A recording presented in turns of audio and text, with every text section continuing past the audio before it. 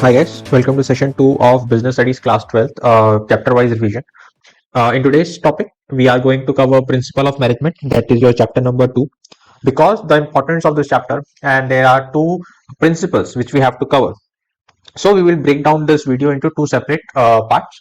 So in this part, we are going to focus on the principles which are given by Frederick Winslow Taylor, also known as Taylor Scientific Management. Now, before we get into the what are the different principles which were given by Taylor, let us understand the background of Mr. Frederick Winslow Taylor, F.W. Taylor. Now, he was an American mechanical engineer and he started his career as a mechanic, and then he became the chief engineer of a USA steel company. Now, during his career, he experimented with the ideas and significant contribution of the management theory. So, his work is mostly in the field of management theories. Now he is one of the intellectual leaders of the efficiency movement. So he focused a lot on the efficiency. That is, the work should be completed but with the optimum utilization of resources.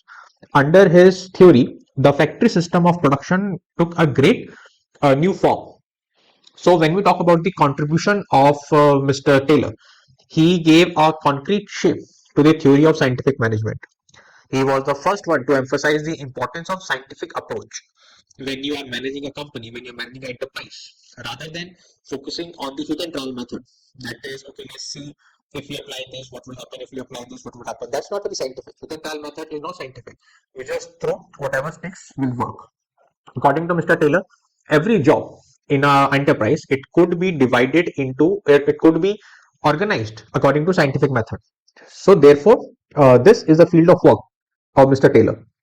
He is also referred to as the father of scientific management. Now, what do we understand by scientific management, which was given by Mr. Taylor? Now, first of all, in his opinion, scientific management basically refers to that in our enterprise, there are a lot of managerial functions which we need to perform. Now, these managerial functions, they can be devised on principles and techniques which are scientific in nature, systematic, objective, and logical. According to him, there is only one best way to do a job.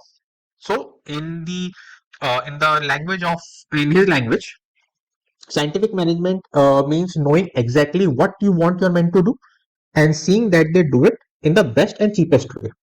So, this is how Mr. Taylor defines scientific management. Now, what are the different principles which Mr. Taylor gave? So, first and foremost, science, not rule of thumb. Now, when we talk about science, not rule of thumb, it basically says that there should be a scientific study and analysis of each element of a job. So, in your organization, there are a lot of activities. Each activity it is divided into a lot of jobs. Every job, there has to be a scientific study and analysis of it, so that you can replace the rule of thumb or trial and error method. Now, Mr. Taylor believed that there is only one best method to maximize efficiency, and that efficiency could only be achieved if we follow study and analysis method. Now, when we talk about scientific method, we basically means that we involve investigation of traditional method through work study and unifying best practice and developing a standard method of work. Now, the method which are developed, they should substitute the method which are developed using those scientific studies, using those study and analysis pattern. Those activities should replace your rule of thumb throughout the organization. So now we know internet has brought a dramatic improvement in how a company is run, how a customer satisfaction is achieved using a product. So that is what we have gained through science, not rule of thumb. According to Tyler, even a small production activity, even the smallest job of an organization can be scientifically planned and managed.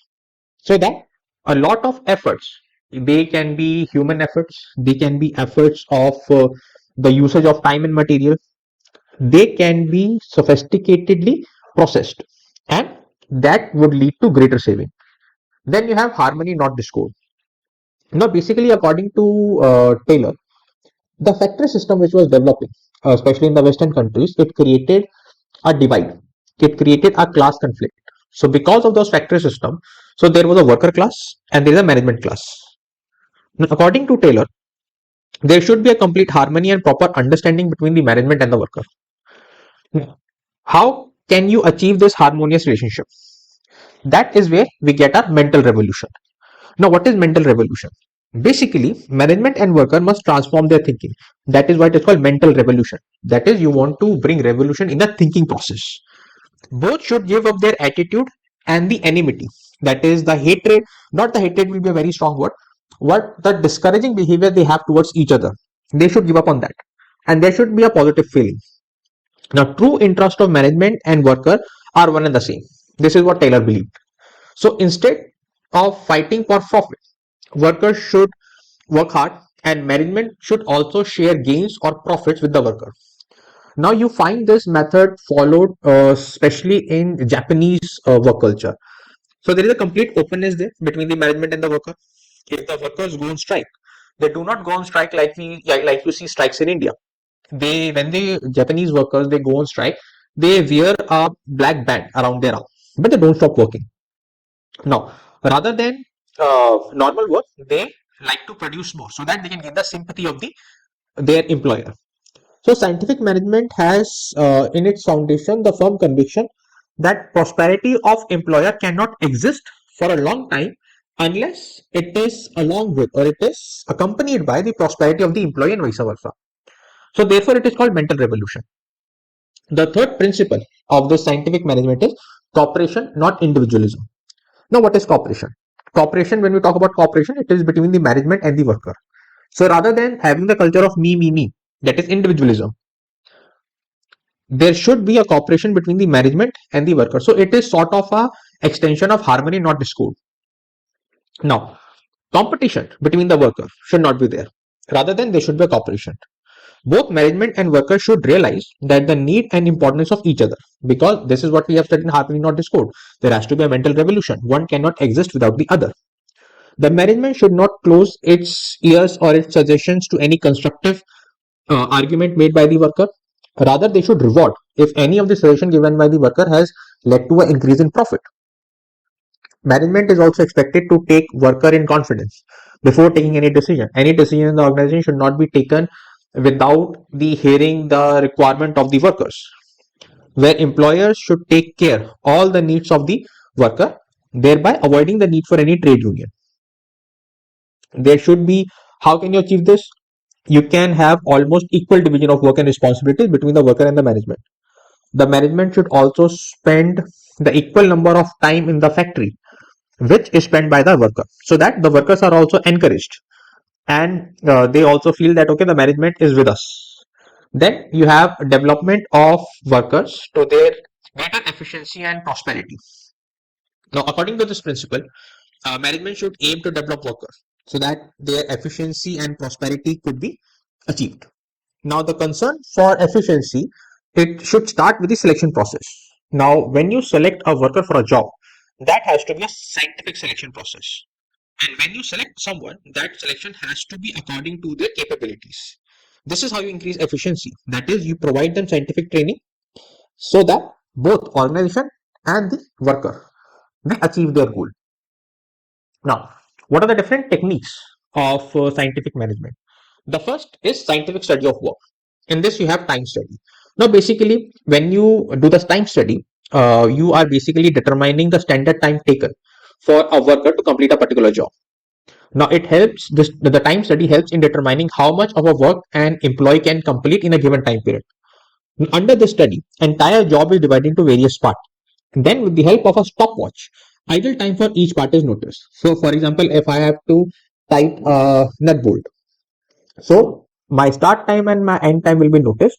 That will become the standard time. Now, the method of time study depends upon volume and frequency of work. What is the objective of the study?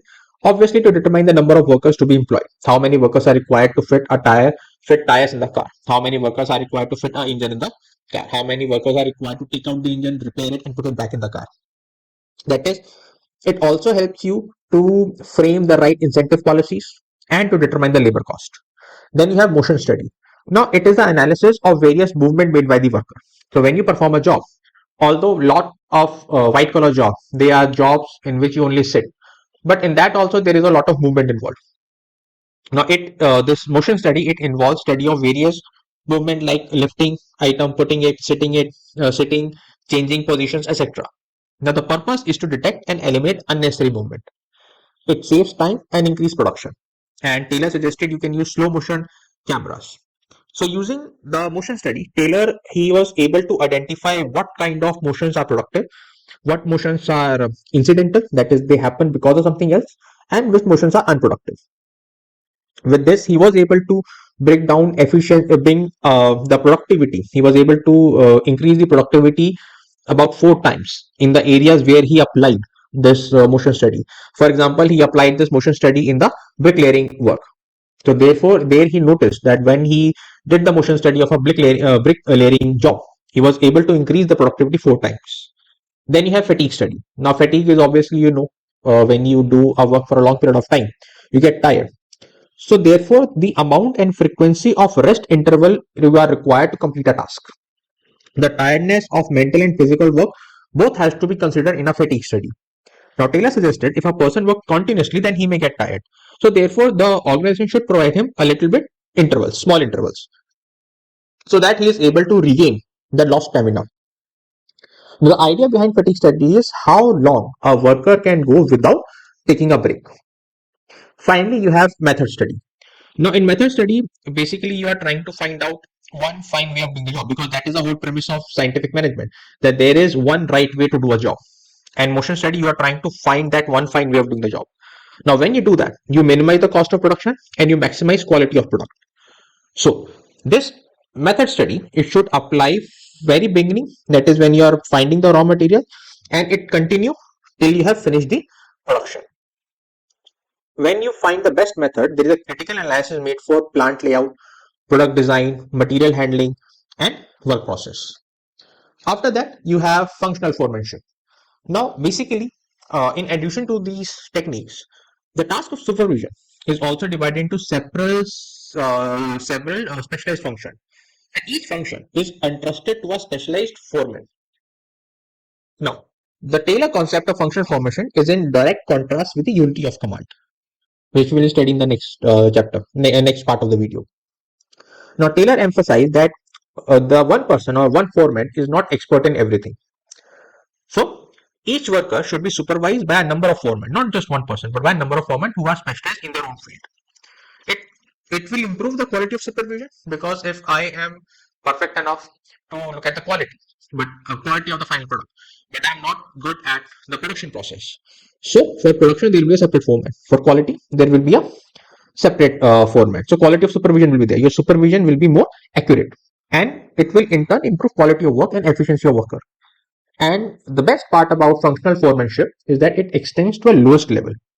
So when Taylor applied principle of division of work, now he came to a conclusion that this added to the specialization. He separated planning and execution function. So you have planning in charge and you have production in charge. And each function is supervised by a group of foremen, and there are total 8 specialists to guide and direct a worker. Now, this technique improves the quality of supervision at shop floor by putting 8 specialists under a foreman. Now, let us briefly discuss what are those 8 specialists. First of all, you have instruction card clerk. Now, the work of this clerk is to draft instruction for the worker. What worker is going to do what job.